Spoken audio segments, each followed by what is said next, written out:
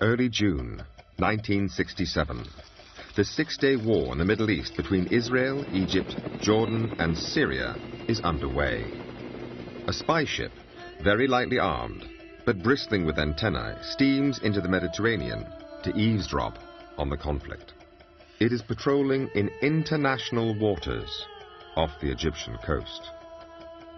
At 2 in the afternoon, on June the 8th, with the war reaching its climax, Israeli jets and motor torpedo boats launch an unprovoked attack on the ship. They drop napalm and strafe its decks with rockets, cannon fire, and armor-piercing rounds before trying to sink it with torpedoes.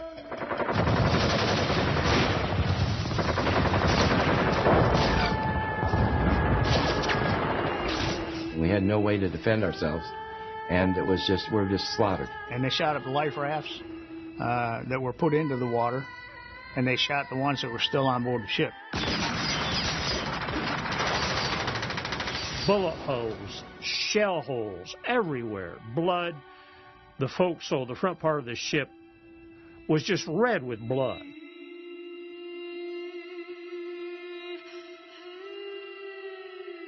Throughout the attack, the ship flies the Stars and Stripes, the flag of Israel's closest ally, the United States of America. Its name, the USS Liberty, is freshly painted on its stern, and the bow carries the distinctive numbers of an American naval vessel. Out of a crew of just under 300, there were 34 killed and 172 injured in varying degrees to life-threatening, life-debilitating injuries. So that was more than 2/3 of the crew.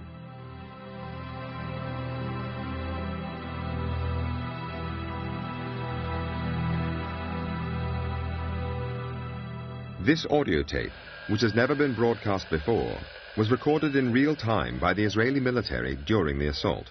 The woman's voice in the background is counting down the seconds. It proves that Israeli commanders knew all along that they were attacking an American ship.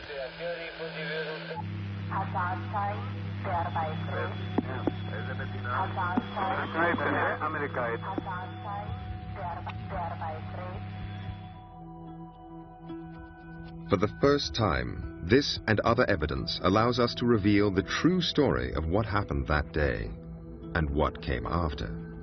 When a deadly assault by one ally on another was covered up and an American president was manipulated by the secret agents of a foreign power, events that have shaped U.S.-Israeli relations ever since.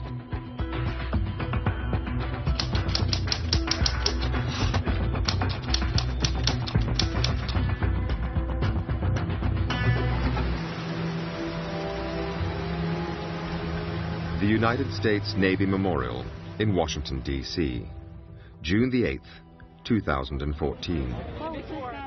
Every year, on the anniversary of the attack on the USS Liberty, survivors, relatives, and supporters gather together. It's a remembrance of those who were killed that day, the 34. I'm Dave Lucas. I was in charge of the deck force. I was 25. My first child was born when I was one day out on that cruise. So as long as they're survivors and maybe children of survivors, I think this will probably be an annual event. And salute. Forward. The names of the 34 killed are read out. Oh. Yeah, ready. Punctuated by the tolling of a Navy bell. And the playing of taps, the traditional military funeral lament.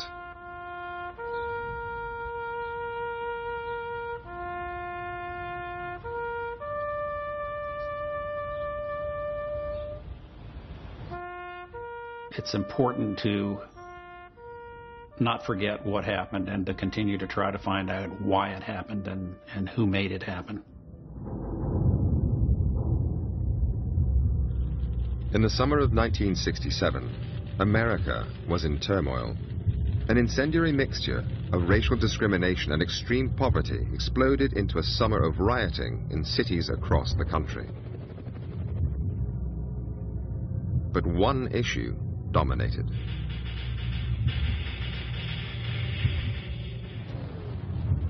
The Vietnam War. In all, 10,000 troops would die that year. The Americans were trapped. They couldn't leave, and they couldn't win. In the Middle East, too, war looked inevitable. There was growing tension between Israel and its Arab neighbors. Armies were mobilizing. Israel promised the White House they would not attack first, but on the 5th of June, they jammed radar sets at the U.S. Embassy in Tel Aviv, so the Americans couldn't detect their jets taking off to launch a surprise assault on Egypt. Meanwhile, the USS Liberty was sailing across the Mediterranean into the war zone. Liberty was a state-of-the-art intelligence-gathering vessel of the time, and what we did is we listened. We were a listening ship. My name is Lloyd Painter. I was a research officer. We could receive any signal that was out there, low band, high band, anything, intercepting it, recording it, and we did have on board some translators who could have immediate translation of what was going on. We would actually bounce signals off the moon back to NSA. We're spies. I'm Jim Cavanaugh. I was a communication technician aboard the USS Liberty, and I intercepted Morse code. We're spies. I mean, we're intercepting messages from embassies, military bases, police, anything and everything that we could get to ensure that the United States was comfortable with what was going on in the world and no one was conspiring against us. And basically, it was to protect our interests.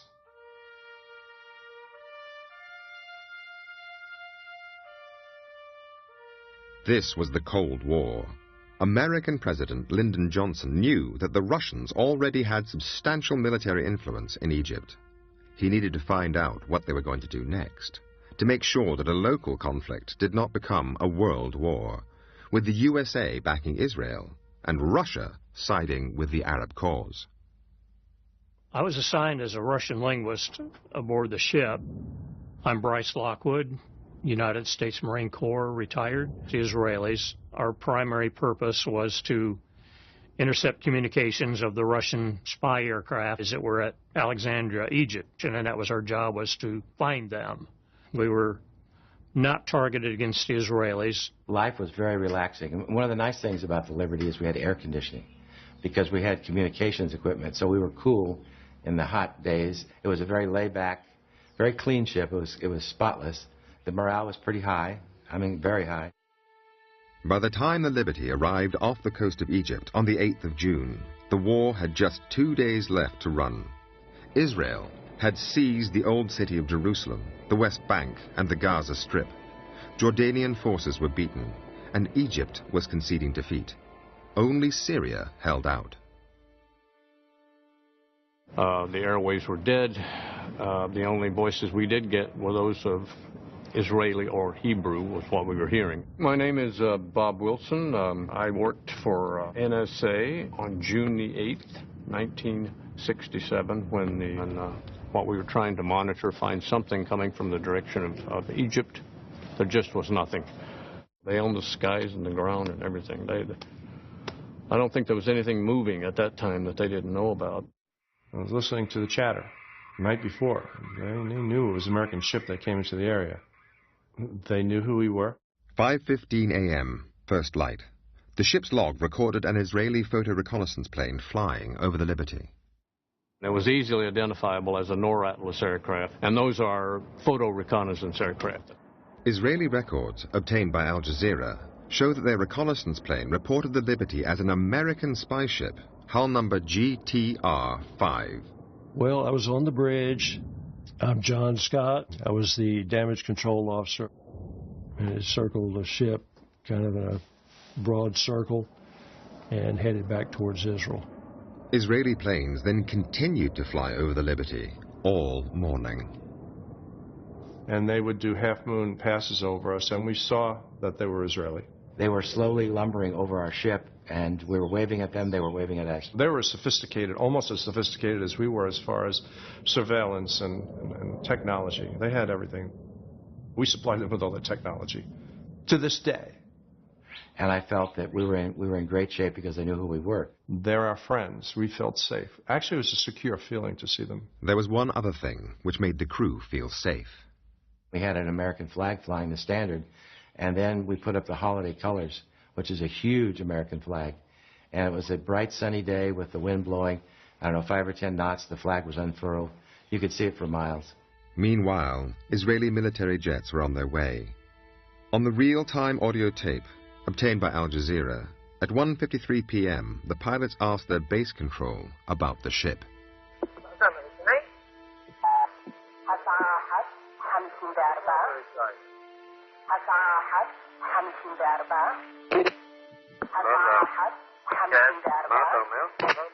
The USS Liberty was the only ship of any size in the area.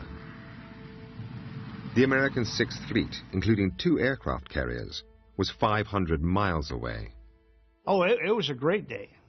Hello, I'm Jim Smith. I was a damage controlman in engineering. I mean, I'm 20 years old at the time. I come from a small town, used to throw hay bales in the summertime for $1 an hour. Sun was shining, blue sky, clouds, nice, people sunbathing on the deck. We had lunch, and 5 minutes later, maybe, here came the jets, and nobody really knew what was happening until they started firing at us.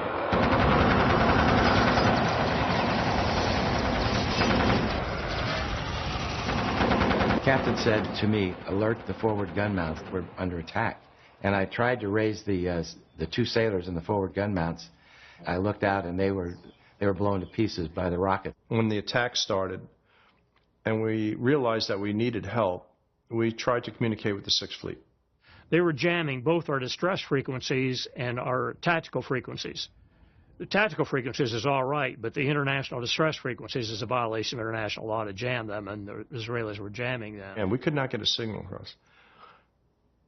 Here's the question I have to ask. Who would know the frequencies other than an ally? And who was the ally in the war? It wasn't Egypt. It was Israel. They would know, and only they would know in this conflict, what our frequencies would be. Now cut off from the outside world, the crew on the Liberty was defenseless. We had 450 caliber machine guns on board that were basically there to repel any boarders that might come by, you know, a pirate situation. Certainly weren't designed to bring down jet aircraft that were hammering at us. But you can't shoot a jet going 600 miles an hour with a 50 caliber machine gun. It doesn't work. It was just a surreal scene. People who had been standing there earlier joking and laughing were now dead, dying, and with the walking dead and wounded. It was just unreal. Gasoline barrels stored on the deck of the ship burst into flames. The crew rushed to try to put out the fires. I was watching the aircraft as they circled around, and when they got to coming back towards the ship, I'd just holler at him, down. They'd fire and circle back around. We'd jump back up and keep fighting fire. The rocket noise is horrendous. When a rocket explodes, you can't escape a rocket. I don't care where you go. What the crew didn't know was that at 2:03, the Israeli pilots were ordered to use a new, much deadlier weapon.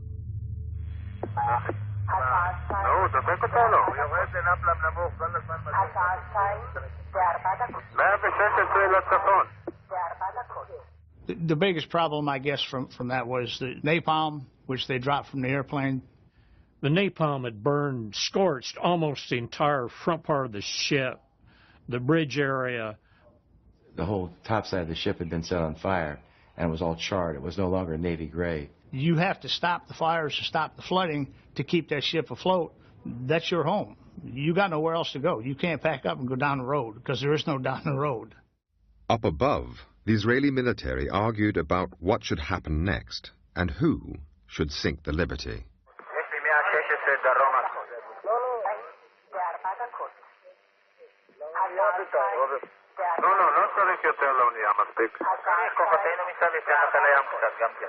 I remember thinking, I was in pretty good shape then.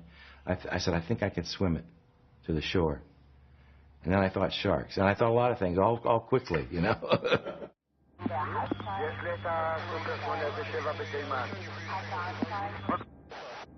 At 2:11, with the Israeli jets running out of ammunition, the pilots were instructed to fly down and confirm the identity of the ship.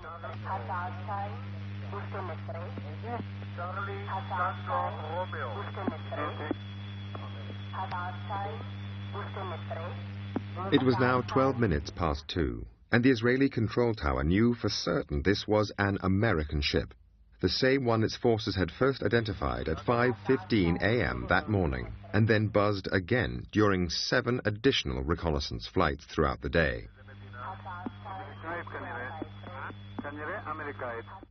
The jets then pulled out, but 3 Israeli Navy motor torpedo boats were already on their way. The USS Liberty was a spy ship. In the event of an attack, it was standard procedure for the spies on board to destroy everything, just in case it fell into enemy hands. Everyone was destroying material. Everyone was stripping information off of computers, ripping computers open, pulling information out. That's something you just don't want to hear aboard ship. You've done all this work, collected this intelligence and processed it, and now you have to destroy it. You just didn't want the enemy to get a hold of anything classified. At 2:35, the Israeli motorboats fired 5 torpedoes. 4 missed, but 1 hit.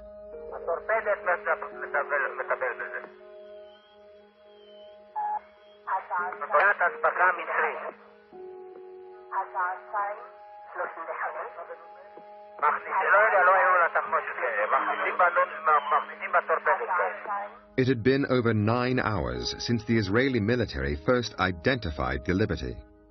Israeli planes had flown over it repeatedly, and 20 minutes earlier their control tower had confirmed it yet again as an American ship. 25 Americans were about to die in a single moment. This is what it looks like when a torpedo hits a ship the size of the Liberty. The torpedo threw us up in the air like a roller coaster. It felt like one coming down. Dead silence, lights all off, smoke and haze everywhere. I went back to the drinking fountain and filled it with blood. Reached down to get a drink, and a black man stared back at me.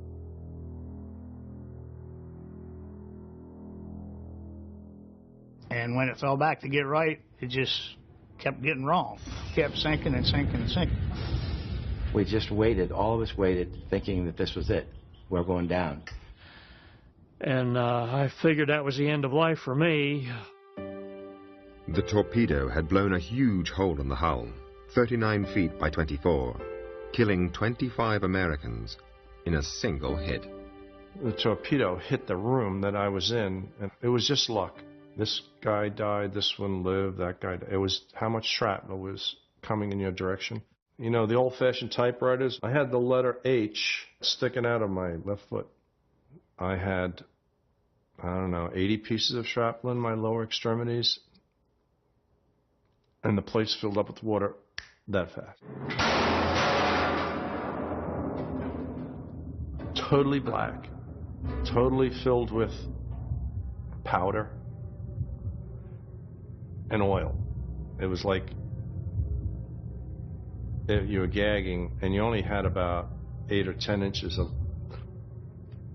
space where you could catch a breath. The only way I could go in that direction was to drop down and swim underwater 4 or 5 strokes, come back up, and then frantically catch a breath and try to find something else to hold on to. I got pulled through the hatch and onto the deck. Others were not so lucky. My friend Ronnie Campbell had a desk right there. And I remember Ronnie saying, "You fellas can do what you want to, so I'm going to write a letter home." And he stuck a piece of paper in his typewriter, and began typing, "Dear Eileen, you won't believe what's happening to us." And just seconds after that, the torpedo struck and killed both the 2 Marines, killed my friend Ronnie Campbell. And my job was to try to get probably 20 or 30 wounded sailors out to the main deck and to the life rafts. So I went up and looked out myself before I tried to get anyone up, and that's when I observed a motor torpedo boat, Israeli, plainly marked with the Star of David, machine gunning our life rafts. The crew of the Liberty were now trapped on board their own ship with nowhere to run and nowhere to hide. The torpedo boats came in closer and began to machine gun the ship using armor-piercing projectiles. The armor-piercing, the shells that they were using were leaving holes about that big around in the metal plating. Just peeled it out like it was orange peel. At close range, the armor-piercing rounds ripped through the steel hull of the ship. Nowhere was safe. This bullet was retrieved from one of the navigational books at the rear portion of the bridge. It had penetrated the skin of the ship, gone through at least one other book, and then stopped in the second book. This is part of an armor-piercing shell. The outer portion or jacket makes the hole that this then goes through. And a bullet like this that hit Seaman Francis Brown and killed him. He died right on the spot. Just fell to the floor dead. He was just barely 18.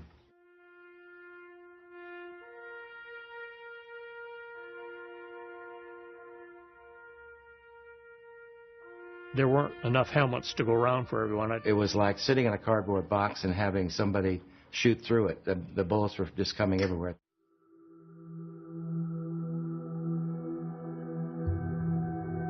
Throughout the attack, the Liberty had been silent to the outside world.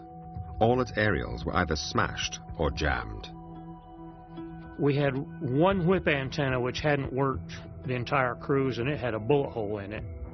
One of the radiomen had taken a reel of coax cable and ran it from one of the transmitters back there to that whip antenna and took some shrapnel in the process. He got out a mayday. Firefox, Firefox, this is Rockstar, Rockstar. Under attack by unidentified surface and naval air units, require immediate assistance. The American Sixth Fleet was 500 miles away and picked up the signal. So did the Israeli armed forces. The attack stopped shortly afterwards. The American aircraft carriers were in the middle of a nuclear weapons drill and had to rearm with conventional bombs before they could take off. Once the Israelis knew the U.S. jets were in the air, they summoned the American naval attaché and told him there had been a terrible mistake. The American planes were recalled. As they returned, Israeli helicopters flew out to the Liberty. This one had some personnel from the Israeli government, and the U.S. naval attaché dropped a brown paper sack on the deck in the forepart of the ship, weighted down with an orange, had a business card in it. It landed right next to the severed leg of one of the deck personnel. And the note said,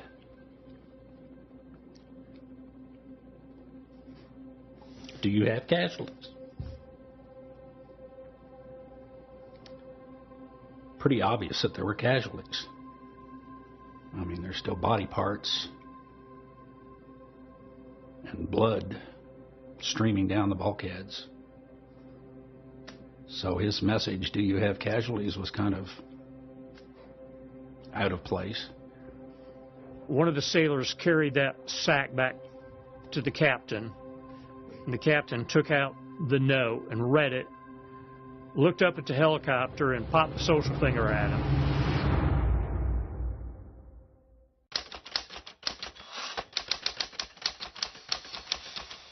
June the 8th, 1967, the height of the Six-Day War.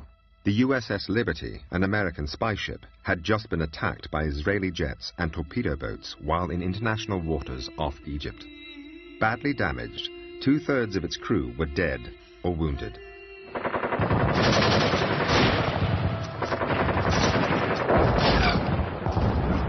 As soon as the news reached Washington, the attack on the Liberty instantly triggered a domestic political crisis.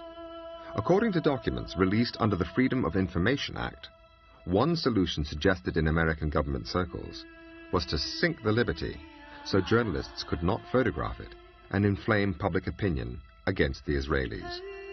The NSA rejected this idea with an impolite comment. Handling the media became the top priority. I was taken to my home in White Oak, Maryland. My name is Patricia Blue Rashakas, and my husband was killed on the Liberty. And by the time I got there, there were any number of people from the National Security Agency there. They were there to make sure that I didn't speak to anyone from the press, and I didn't. They stayed night and day. Back in the Mediterranean, the Liberty was now listing at 10 degrees, a massive hole in the hull, above and below the waterline. The planes that they said they were sending to us never arrived. What I was afraid of, and I think most of us, was that we were going to sink. Well, the mess decks was pretty much littered with the wounded.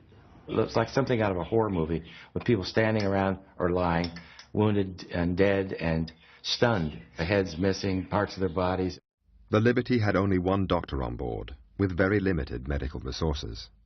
There was not a table that wasn't being used with a body on it or a wounded body on it. The doctor fixed compound fractures and treated bullet and shrapnel wounds, while blood transfusions were given arm to arm. It was real bad. And the doctor said to him, "Do you want me to operate?" He says, "You're probably going to die if I do it, and you'll certainly die if I don't." And he said, "Go ahead, doctor." And so when the doctor operated, we held him as tight as we could. It was horrible pain, I'm sure, for him. And all of a sudden, he went limp, and he died right there. I don't want to ever see anything like that again.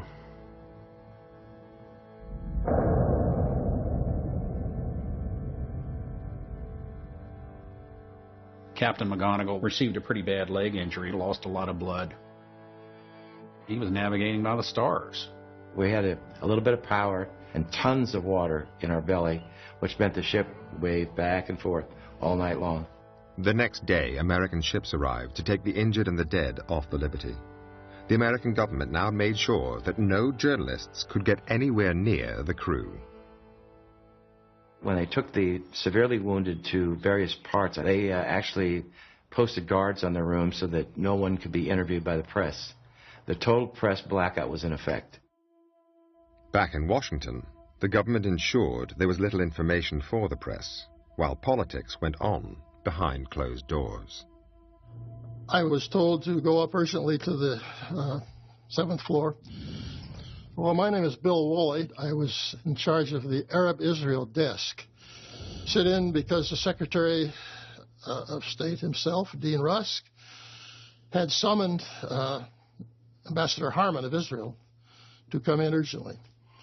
And so I sat through the meeting taking notes, and in a loud voice, the Secretary was really demanding some explanation for why and what had happened.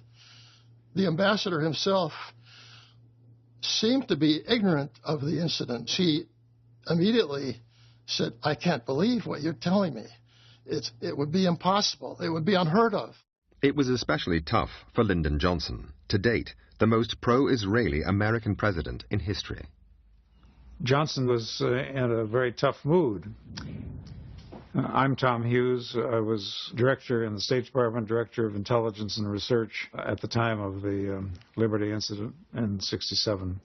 Attack on the Liberty, Johnson himself briefed Newsweek magazine off the record that the Israelis had attacked, and the reason they'd attacked was that they thought this was an intelligence ship that was intercepting perhaps Israeli as well as Egyptian communications. But then everything changed. The fact that Johnson himself was the leaker and briefer of Newsweek was soon leaked. And this alarmed, of course, the Israeli embassy and their leading friends in the Jewish organizations. The Israeli embassy regarded this as a major problem, and that what Johnson had told Newsweek practically amounted to blood libel. Declassified Israeli documents show they were going to threaten President Johnson with blood libel, gross anti-Semitism, and that would end his political career. Blackmail. This is Admiral Bobby R. Inman, U.S. Navy retired. I'm a former director of the National Security Agency. But they know if he is thinking about running again, he's going to need money for his campaign. So alleging that he's blood libeling is going to arouse the Jewish donors. The Israeli government hired teams of lawyers, some of whom were close friends of Lyndon Johnson, and began an all-out offensive. They lent on the media to kill critical stories and slanted others in favor of Israel. There was a campaign mounted to see if what could be done about returning Johnson to his normal, predictable pro-Israeli position. At the time, Johnson was still undecided as to whether to run for president the following year. Efforts were to be made to remind the president of the delicacy of his own position, that he personally might lose support for his run for re-election in 1968. Israeli tactics were clever. They identified Johnson's soft spot, the war in Vietnam, and gave him two extraordinary gifts, neither of which were made public at the time. The first was political.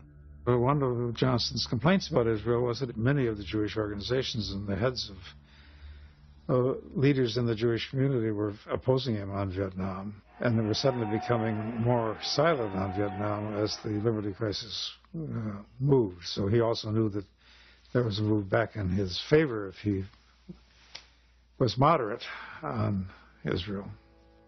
There was a second gift, much more secret, but vital to the American president.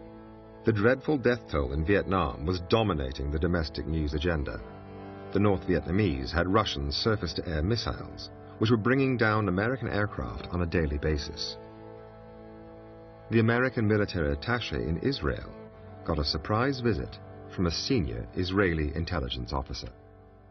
Took some helicopters and went across the North Red Sea to the surface-to-air missile sites, and not only captured them, but took back everything. The launchers, the missiles, the maintenance manuals, the rest of it. And then he went to the U.S. Embassy, to the air attaché, and said, I think I have something you might be interested in. And, of course, those were the same missiles that our aircraft flying over North Vietnam were encountering day to day. And countermeasures was a huge issue. So grateful was the American government, they gave Israel two gifts in return. They resupplied them with the weapons they had just lost in the war, and the Liberty Inquiry, run by the Department of Defense, the DoD, was watered down. All that's influenced by what have we benefited from the captured SA-2 missile sites. Soon, Johnson did respond and took a much more lenient line and wished that the whole incident could be put behind us as soon as possible.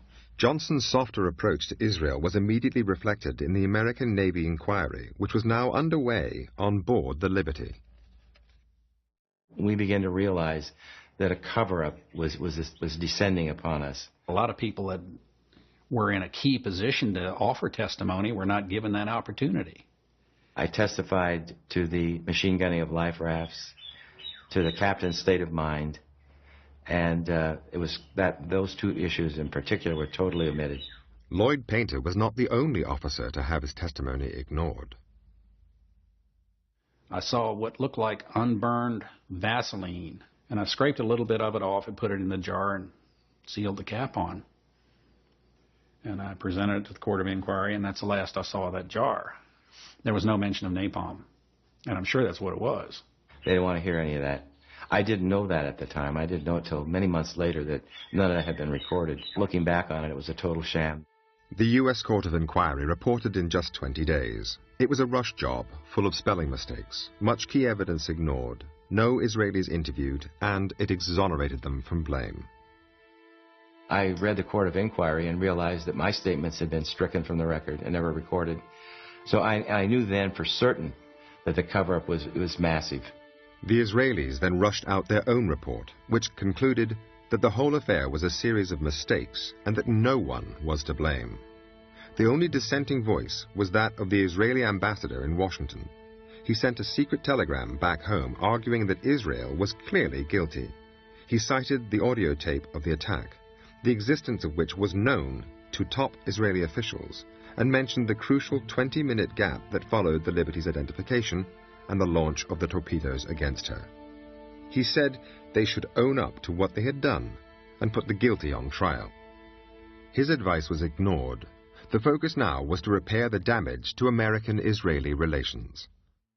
The Israelis have always been very skillful at tracking what the U.S. government is doing, saying, thinking, and effort to influence it. And they're by no means the only country that does it. Many do. They're just more effective at it than most. And the great advantage they have as compared to other countries is their influence in the Congress.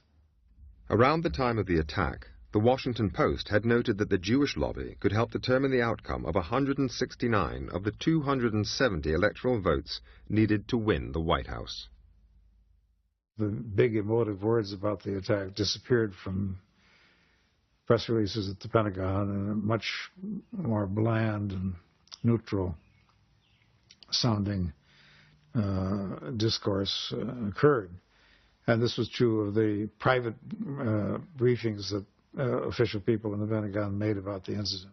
But whatever was said to journalists, every U.S. intelligence head believed the attack was intentional. One of them wrote, "A nice whitewash for a group of ignorant, stupid, and inept XXX." The Jewish community has always been more generous than many of their other counterparts in supporting financially elections, political causes in the process. That does translate into influence. Many of Johnson's closest friends and advisers were pro-Israeli, and they reported back to Tel Aviv on his every move. The Israeli story constantly shifted to counter whatever new intelligence the White House received. So sensitive were these communications that the Israelis used code names to protect the identity of their White House agents. But for the first time, the members of the ring can be named. Hamlet was a $1 million fundraiser for the Democrats. When he rang, Johnson took his calls. He was Abe Feinberg. Menashe was Arthur Goldberg, the U.S. ambassador to the United Nations. Harare was David Ginsburg, a high-profile Washington lawyer who also represented the Israeli embassy. Ilan was Supreme Court Justice Abe Fortas. Lyndon Johnson had dinner with him on the eve of the Six-Day War. The strategy worked. The U.S.-Israeli relationship proved to be stronger than the killing and injuring of more than 200 Americans. The American-Israeli relationship was very much at stake, and it was brought back from the precipice.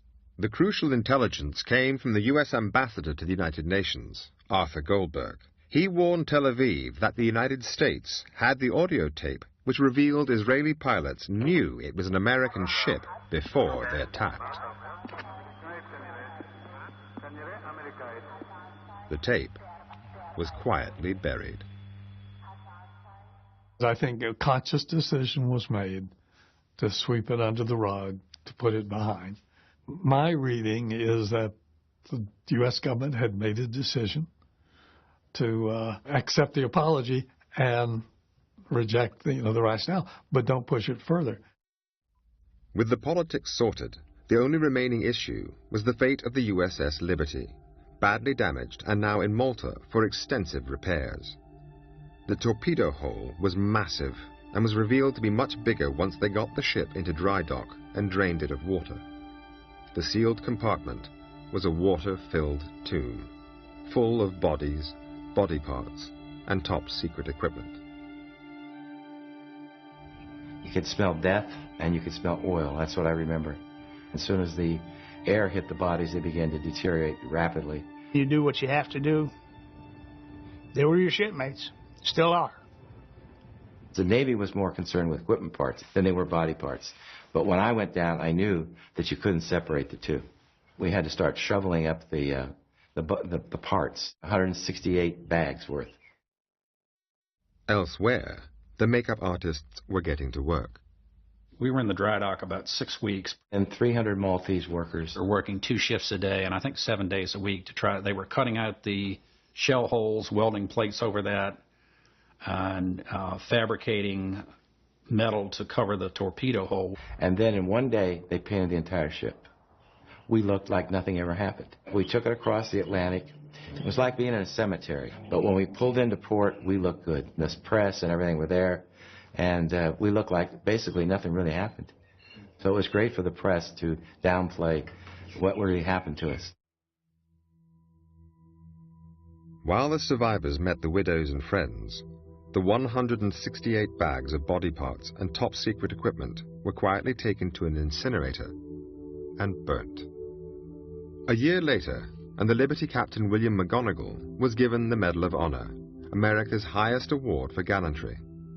The tradition has always been that it is presented by the President in the White House. I look at these two gallant Marines, and I see America. Captain McGonigal never heard words like these from his commander-in-chief. There was no television coverage for him as he received his medal in a quiet ceremony in the Navy Yard. President Johnson was just 4 miles away at the time. He stayed in the White House to hand out diplomas to school children. The reason was revealed in this internal memo, which advised President Johnson that due to the nature and sensitivity of these awards, they should be given by the Department of Defense, not by him. The advice was clear. No press release regarding them should be made. When I received my Purple Heart in a secret ceremony in the captain's office, I was admonished, threat of court-martial, don't ever tell anyone where you got this. Don't ever tell anyone how you got this medal. The following year, American aid to Israel increased 4-fold, and President Johnson agreed a treaty classified above top secret with Israel for the mutual exchange of intelligence, an arrangement which is still in place today, codenamed Stone Ruby.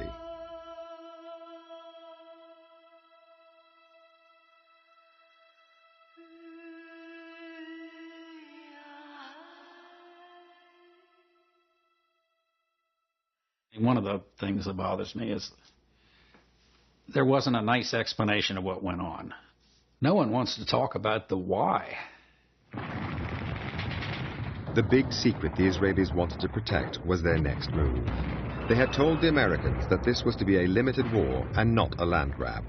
But on June 8, 1967, their forces were poised to attack and seize the Golan Heights and invade Syria, something they wished to keep from the White House until they'd done it.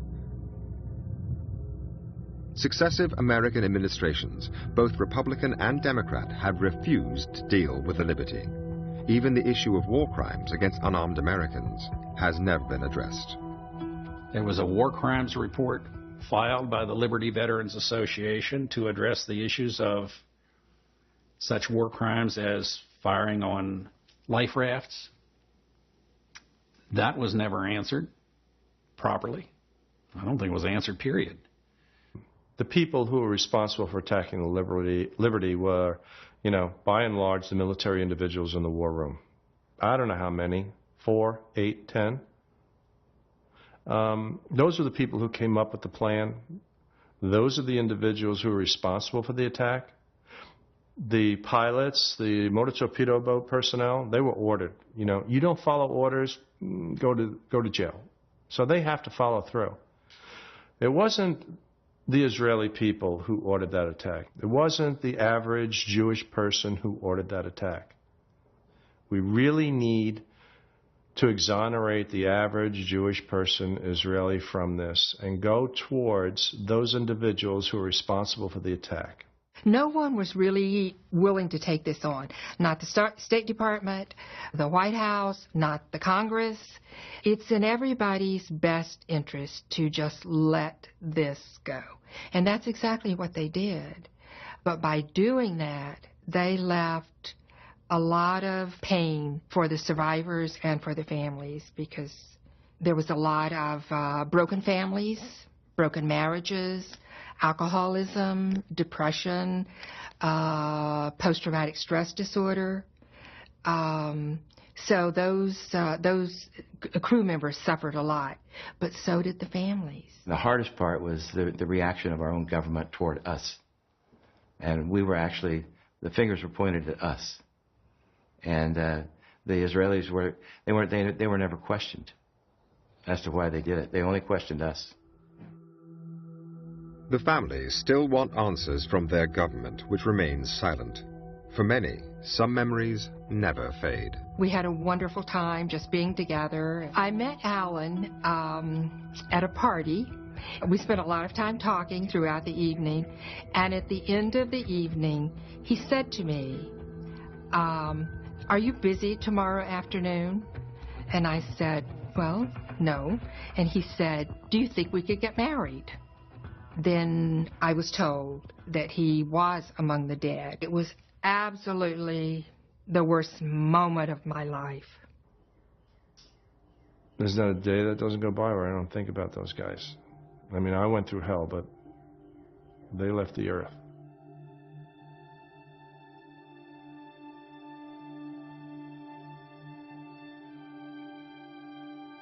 When I'm walking up to the mass grave, I still feel a connection with those people. Hard to explain, but it's still there, so I want to remember that connection as long as I can. What we shared, what we felt.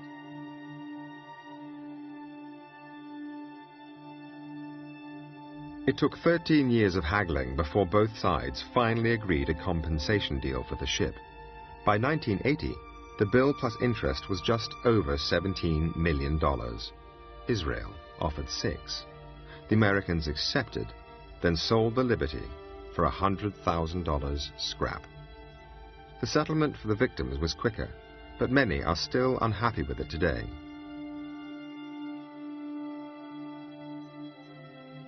Did not feel it was a fair settlement. I would have fought it.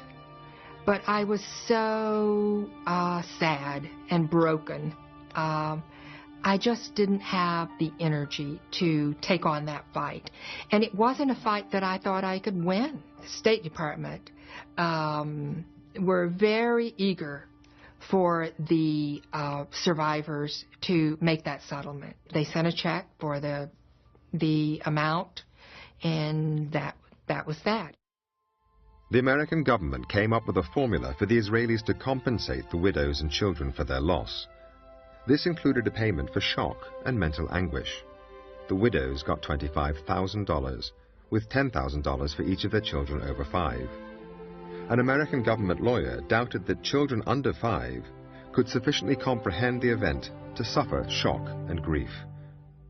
The U.S. proposed they should therefore receive nothing, an offer the Israelis accepted. Since the attack on the Liberty, the USA and Israel have grown ever closer. At the time, George Ball, the U.S. Undersecretary of State, noted that it seemed clear to the Israelis that, as American leaders did not have the courage to punish them for the blatant murder of American citizens, they would let them get away with anything.